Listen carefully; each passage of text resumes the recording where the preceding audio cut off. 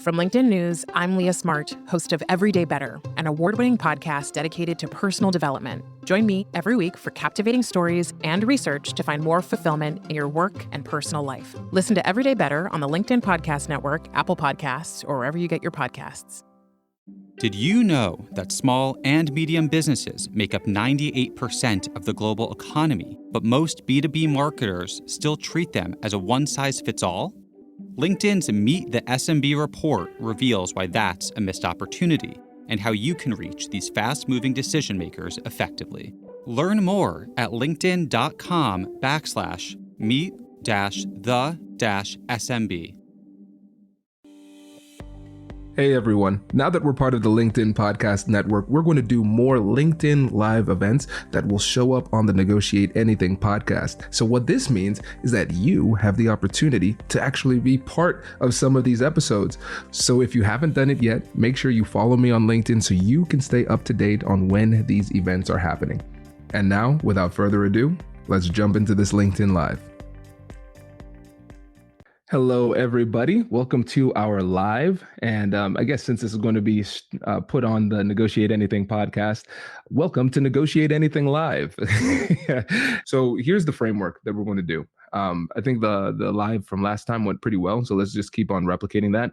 I'm going to make 3 main points, and then I'm going to kick it to all of you for questions. As your questions come up, just put them in the chat as they come up. Don't feel like you need to wait for the Q&A section, because Simone, our producer on the back end, he is going to be watching out in the comments to see which questions get the most likes. So if you have a really pressing question, ask it as soon as it comes up. And then if you like other people's questions, like it, and it makes it more likely that I'll answer those questions.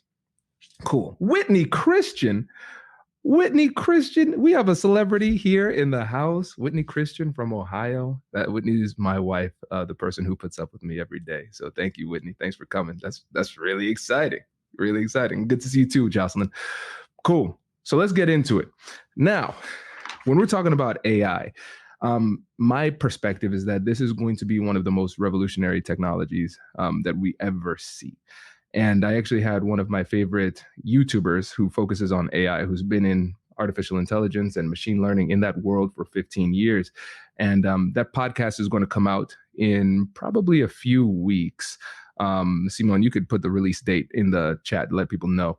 But it's really exciting to see the disruption that it will cause. Now, I say exciting because just thinking about it from a historical perspective, it's exciting to be part of something that's historical, but it's also scary.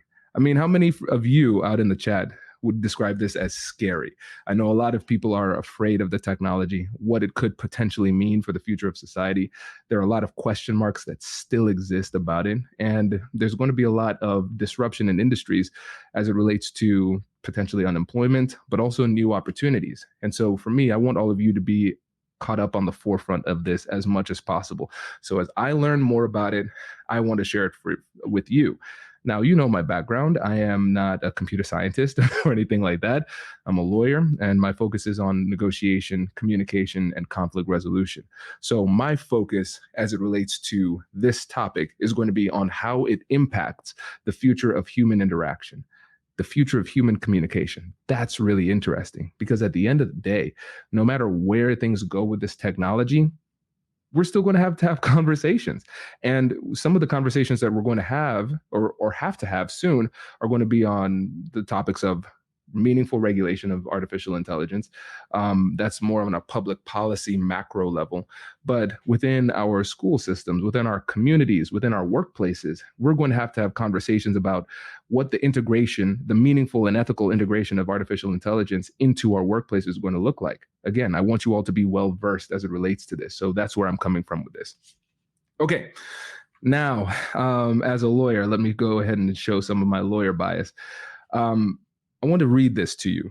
So there was a Stanford study this year, and they found that with one of the previous versions, the last version of ChatGPT 3.5, it took the bar exam, and it was down in the bottom 10th percentile of the bar exam, which is validating for me as a lawyer because that test was horrendous. That test is really hard.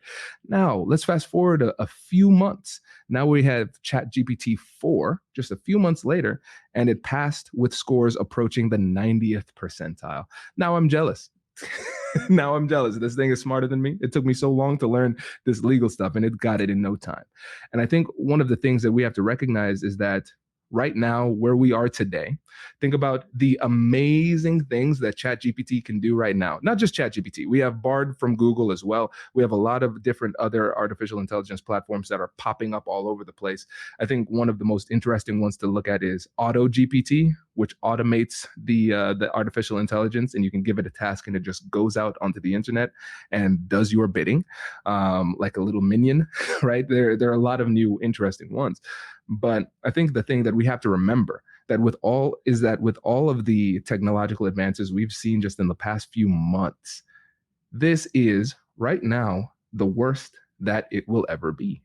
This is the most primitive that AI will ever be. It's just going to keep getting exponentially better week by week, month by month. And so right now we might be able to look at it and say, hey, listen, I've seen it, I've played around with it. It's not going to cause any problems. It's not going to disrupt industries. There's not going to be technological employment. First of all, there already has been technological unemployment because of AI. And second of all, it's rapidly increasing at an exponential rate. So we don't even know where it's going to be. And sometimes we're even surprised at the advances it can make in a short period of time. So in a 60 Minutes interview, the CEO of Google was talking about Bard, and it was not taught how to speak Bengali and how to process in Bengali, that language, but a few people decided to prompt it in Bengali, and then it learned that language. And now it can operate in that way. And this is something called an emergent property. And it's one of those things where the technology learns something new, and even the researchers are sometimes shocked at what it learns and they don't even fully understand how it learned it. So the power of this could be potentially astronomical. So that's why I'm talking about this. So here are the three things that I'm going to focus on this topic, and then I'm going to kick it out to you. Ask me anything. I want to hear from you. Okay. First, I want to talk about bias. And this is bias against the artificial intelligence, which is really interesting. It's called anthropocentric bias.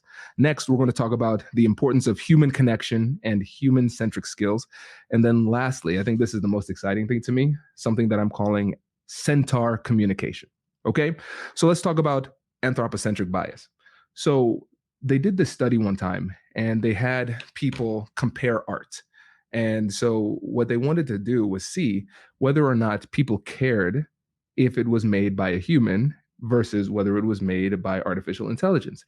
And what they found is that there's a consistent bias against the artificial intelligence. So if there's a piece of art that you're looking at and it's the exact same piece of art, and you say this piece of art was made by a human, you'll rate it better. But if you say it's made by artificial intelligence, you'll rate it a little bit worse. And for me, that is somewhat, in certain circumstances, encouraging, because it shows that us as humans are still biased towards humans. And that means that there's always still going to be a place for humanity somewhere. We just don't know where, right? And what we have to recognize is that as artificial intelligence continues to improve, one of the things we have to watch out for is its ability to communicate in a human-like fashion. And that's going to be beneficial for a lot of companies, because if you can automate, for example, customer service, it makes it a lot easier for you to operate your business. But for the people who are actually in the workforce, the reality of anthropocentric bias helps to make sure that we don't lose our seat at the table. Because let's say if I buy something and it's $10, $20, I can go back and forth with the chat bot. I don't really care. It's not that big of a deal. But if I'm talking about big money deals where we're talking about $10,000, $100,000, $1 million, those type of things, I'm going to want to talk to a person. I want to actually form a relationship, because trust is really important. And so these human-centric skills of communicating effectively, building trust, building rapport, those type of things, at this point, because of anthropocentric bias, there is still that element of positive bias toward humanity that makes it more likely for us to retain a lot of our positions. But again, it's really important for us to recognize that AI is still going to cause disruptions, even though there is space for us still. Now, that brings us to the next point, the importance of human connection and skills. Now, I want to get an idea of the chat. So what do you, man, Alex, I see you dropping content bombs here. I love it. I love it. This is good. So what do you all think about this in the chat? If you were to guess just on your, I just want this to be completely anecdotal. If you have a study, drop the study. I love studies. But do you think our communication skills as a species, just humanity, have our communication skills improved over the last 20 years with the rise of the internet, or have they actually gotten worse? What do you think? Do you think in the last 20-ish years, have our communication skills, societally speaking, improved, or have they gotten worse over time? I actually want to get your thoughts on this. Does your company invest in professional development training? If you believe that your team would benefit from a negotiation workshop, all you need to do is go to our website, fill out the workshop request form, and then we'll set up a time to chat. These workshops are completely customizable, and we've done them all around the country. Negotiation and conflict resolution skills are beneficial across all professions, but they're especially useful in procurement, purchasing, sales, sourcing, and contract management. Our calendar is filling up quickly, and we even have some workshops scheduled for next year. If you think you might want one, I'd suggest reaching out soon so you don't miss out. Check out the link in the description to learn more. And we will be right back after this.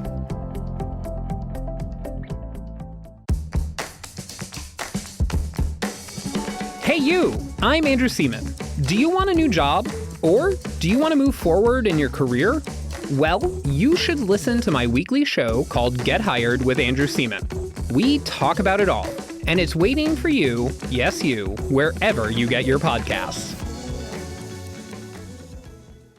Small and medium businesses don't have time to waste, and neither do marketers trying to reach them.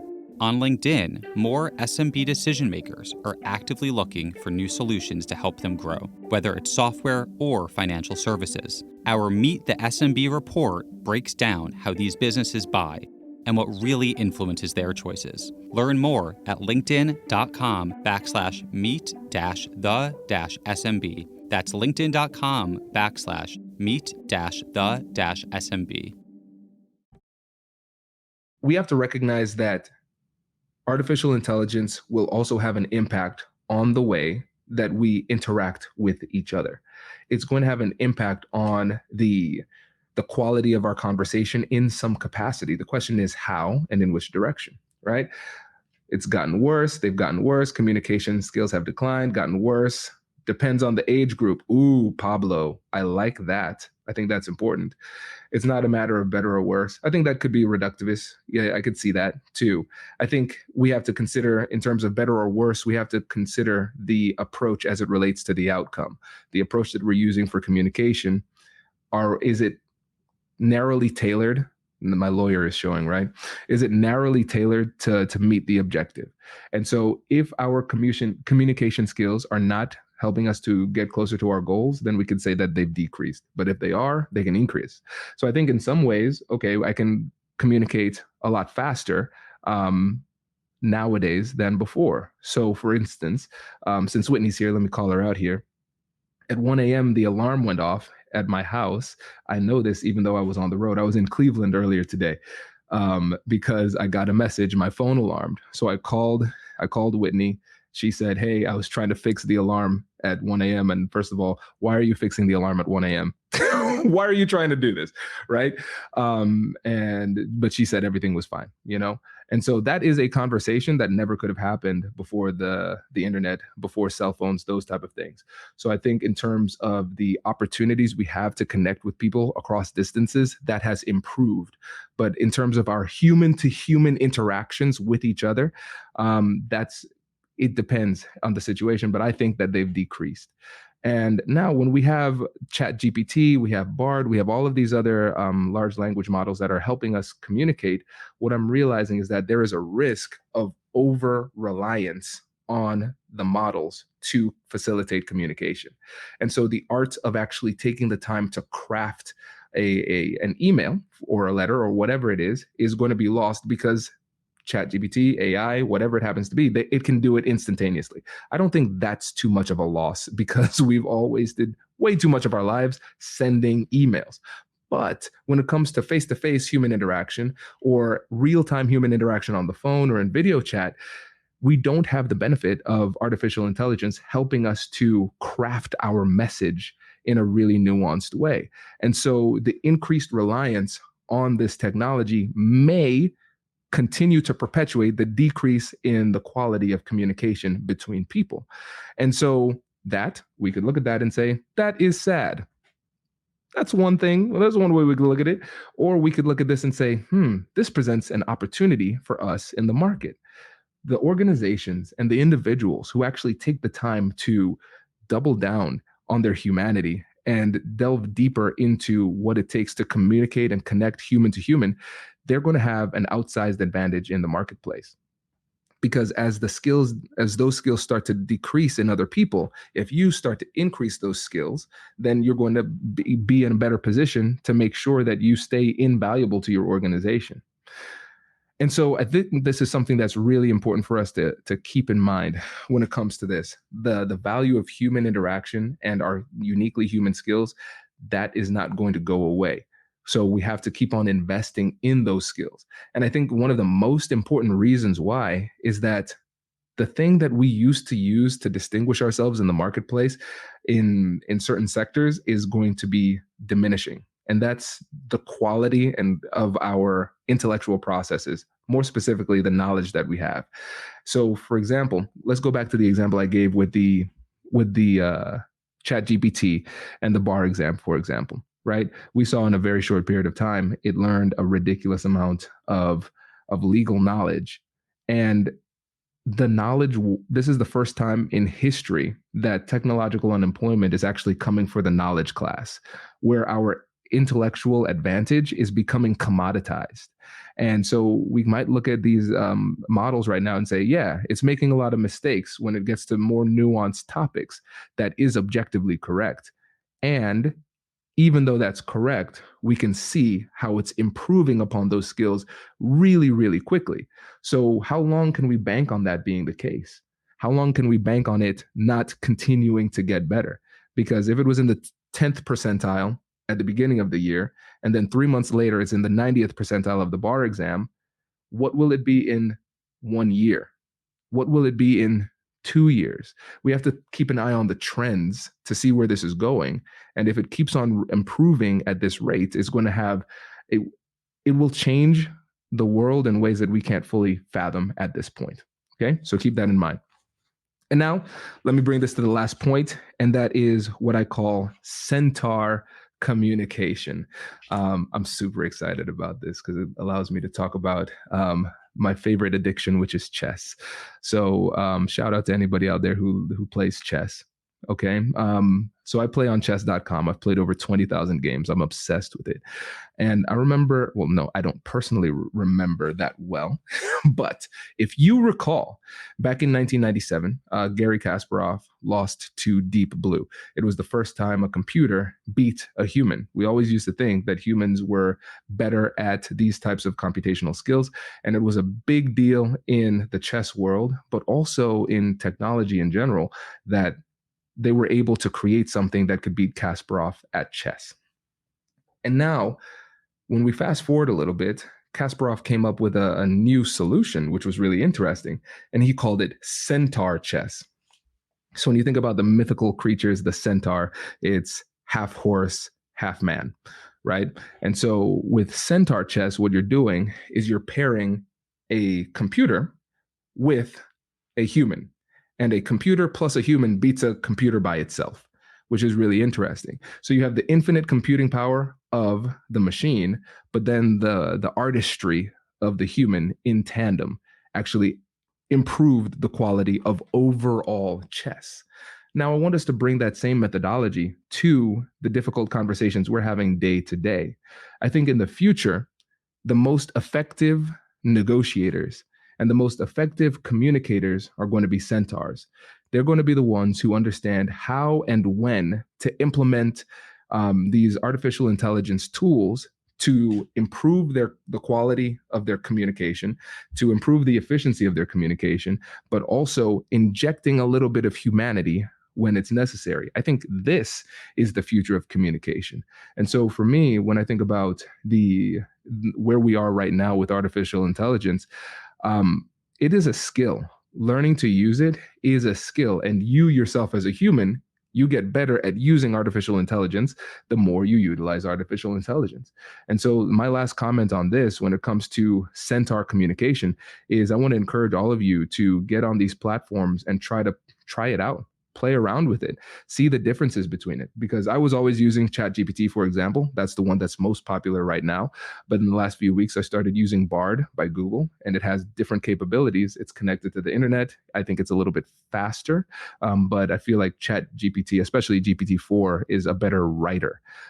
So it's really interesting comparing those models too. But I think it would be beneficial for all of us in our own ways to figure out how we can utilize this technology to improve our communication skills too. And before I open it up to questions, just remember this. I'm going to drop an Easter egg here. ANI is working on something in that regard as well. That'll be really exciting. So hopefully, at least by the end of the summer, we have some announcement on that. So cool. All right. So I've seen the chat moving. So this is good. I want to see if there are any questions. Simone, can you put some up? Awesome. Thanks, Simone. Sky, can you give an example of how you would use AI in negotiations? Thanks.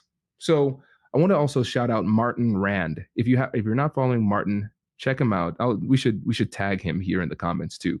He has I don't know if it's the world's first, but I think it's the world's most popular right now, automated negotiation platform, which is really cool. So it's in supply chain management and procurement, and they are partnered with, for instance, Walmart. And that platform is actually doing the negotiation on behalf of these companies, which is really fascinating.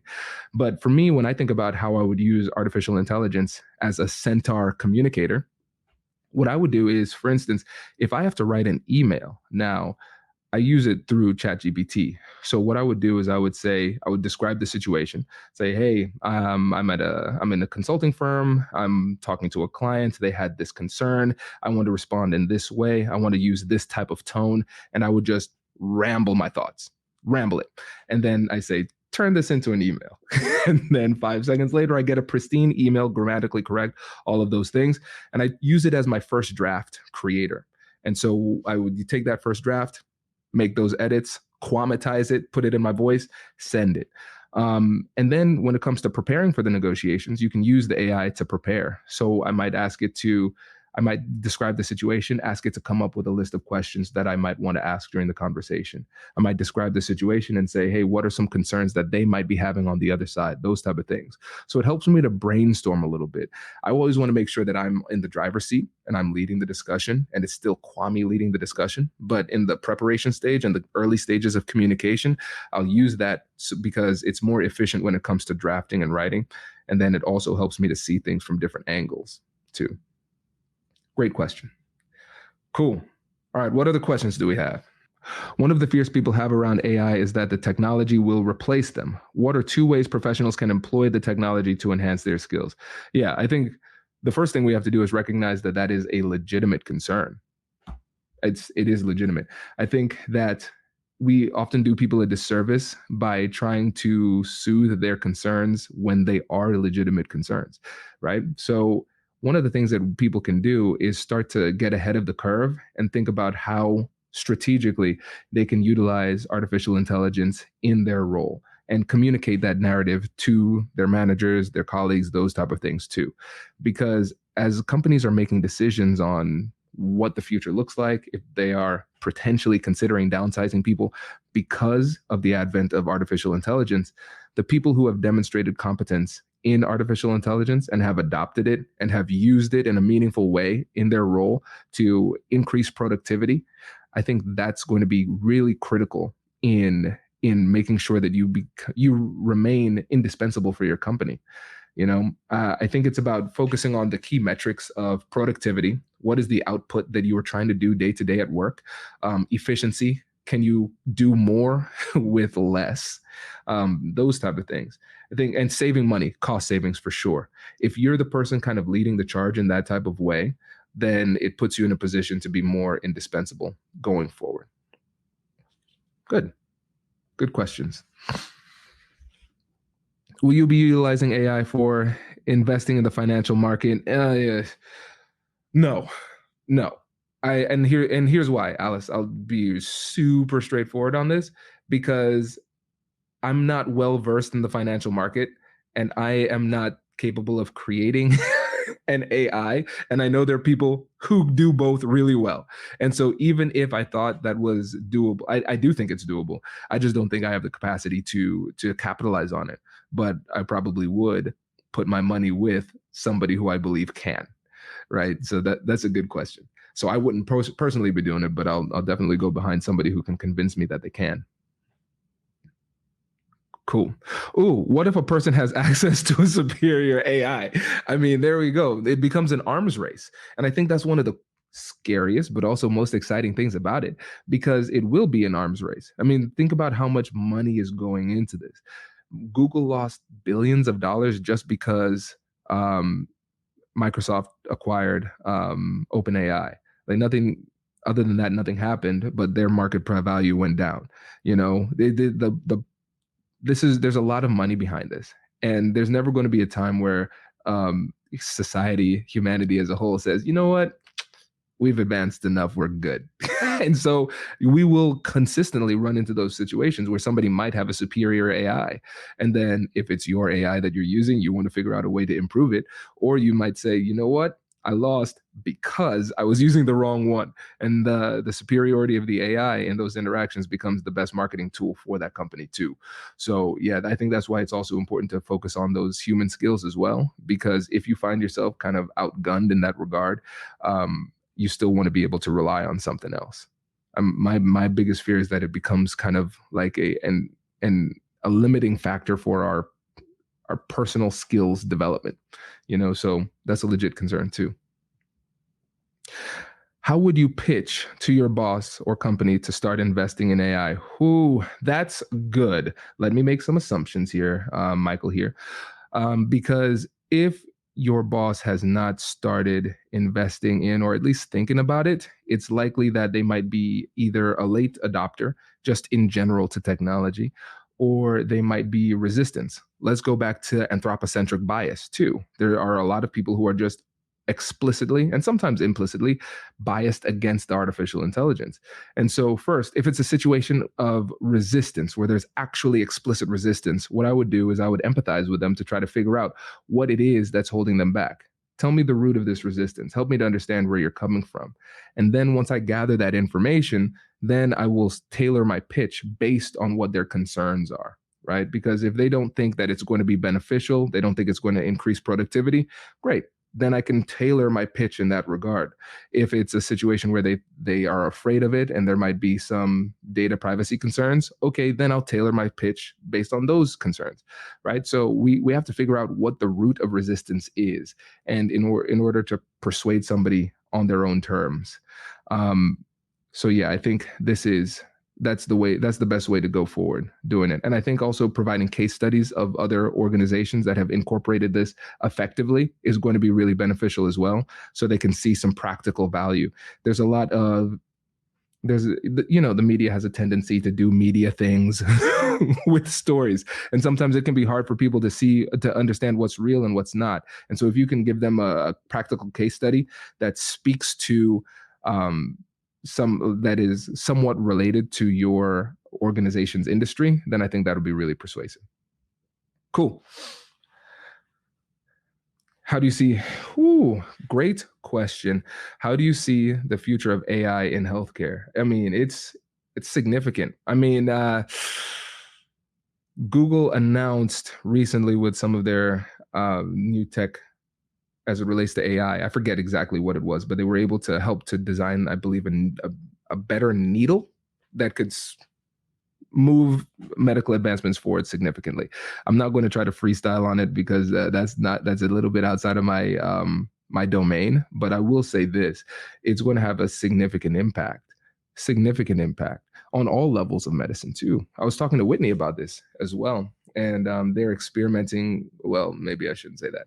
They're going to be incorporating AI in some capacity, and they're trying to figure out whether or not it could work for them. And she's a primary care physician too. So there are going to be some situations where maybe people interact with AI to a certain extent before interacting with a doctor. I can see that happening. But when it comes to experimentation, for me, I think that's the most interesting thing, because with the almost infinite computing power of artificial intelligence, you can run multiple iterations of different simulations and experiments and things like that. And you can go through different hypotheses much, much faster. And that's going to lead to a lot of rapid advancements in technology in general. But I think in healthcare, that's going to be significant. When you think about the fact that over the course of humanity, every generation seems to be living a little bit longer, what do you think happens with medicine if we are able to rapidly advance our medical procedures, right? And our medical knowledge? There are a lot of people who are approaching and have been approaching aging as a disease. Now we have something with the capacity to explore that in ways that we have never done before.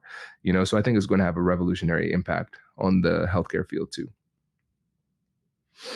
How would AI impact social and economic divides? We have two options. So we have the utopian. Well, actually, let's say three options. Let's start with the third option, which I think is the most conservative of all of the predictions. So option number 3 is that we create this technology. It has a significant impact on society, and we enter an era of rapid technological advancement.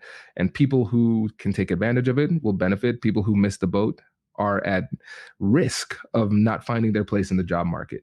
So that is scenario number 3. Scenario number 1 and 2, they are a little bit more interesting. So we have the utopian future, and then we have the dystopian future. So the utopian future is that we get to a point where we find ways to automate almost all of the work that we have to do. Human productivity is now outsourced almost entirely to machines. And then we create a leisure class where people don't need to work at all, or they don't need to work as much. Kind of fantastical, but potentially possible, right? And so then the biggest challenge is finding meaning. But the other side is the dystopian future. This is where it gets really scary, because then we have a few market leaders who have an outsized impact on the financial future of the country, but also they can claim a greater share of the resources that are available. And so they just keep on creating greater and greater and greater divides between them and other people. And then, since they don't need to employ as many people in order to produce at a very high level, it creates a massive divide between the haves and have-nots. So you have people who generate a lead and then exponentially expound on that lead. But then you have other people who don't have the resources or the capacity to find their place in the market, right? And so that is a very scary situation. So I think there is a potential reality where it does exacerbate the divides that exist and create potentially some new ones. And so that's why I think it's so important for us to be aware of this and start having more of these conversations amongst ourselves, but on the policy level as well, to talk about these potential outcomes and what we can do to mitigate some of those concerns.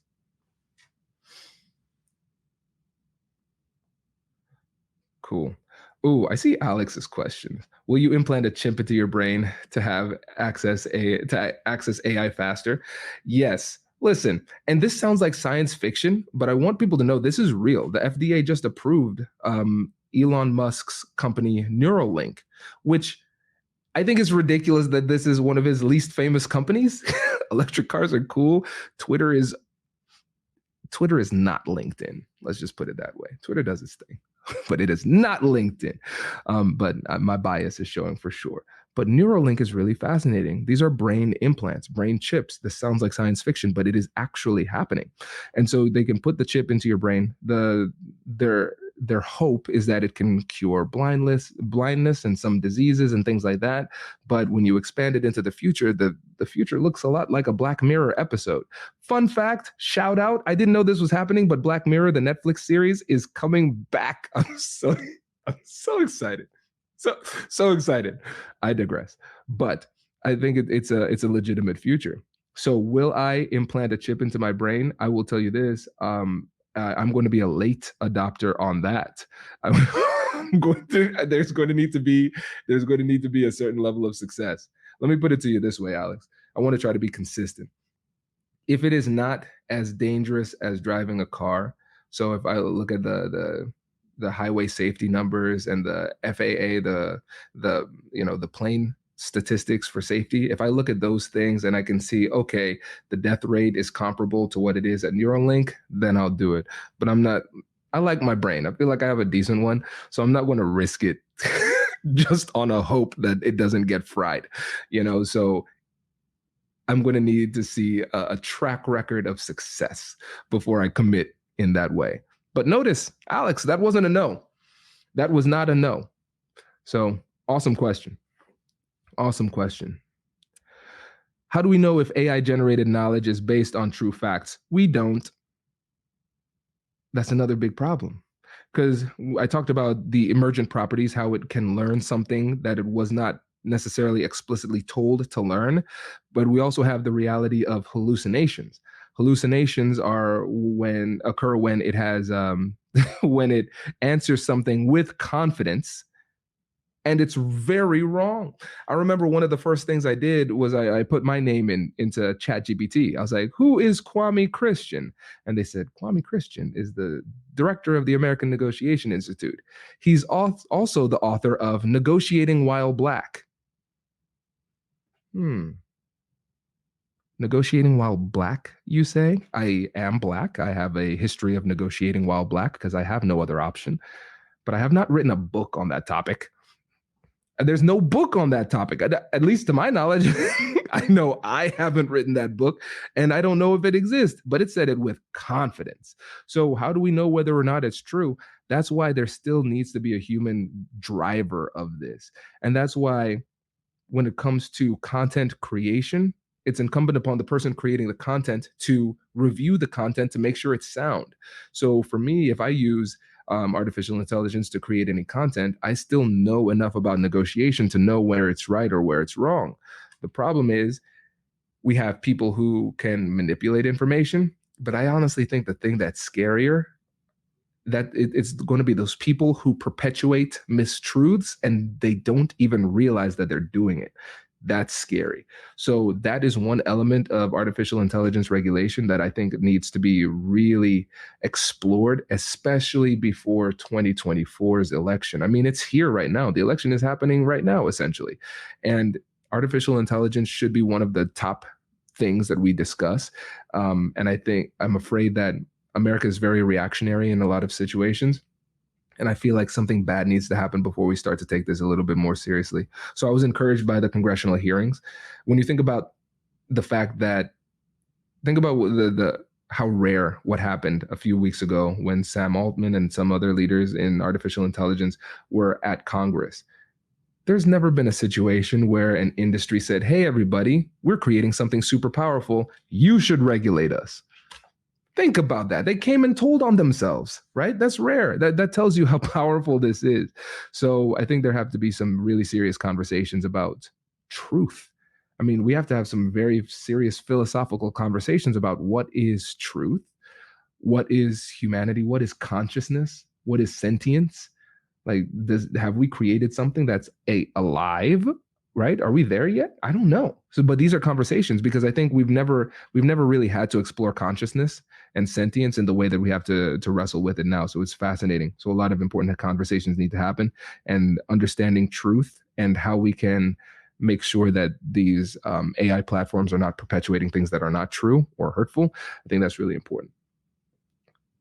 Great. Awesome question. Cool. All right, peeps. Well, it seems like we're out of questions. I appreciate this engagement and your interaction, and thanks for staying with me through this presentation. Presentation, I mean, it's alive. It feels like a presentation. Let's say presentation. But yeah, we want to get back on the cadence of doing this regularly. So expect at least 2 every month going forward. And if you have suggestions for topics for future LinkedIn Lives, let us know. Congratulations! You've just joined an elite club. By listening to a full episode, you're now officially on the Negotiate Anything team. So welcome aboard. What most team members do is they subscribe to the podcast because that allows them to automatically get the latest episodes of the show. The best things in life lie on the other side of difficult conversations. Keep learning, keep practicing, and keep getting better.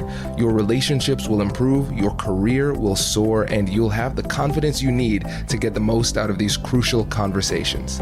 Again, thank you for joining the team. We're excited to have you, and I will see you in the next episode.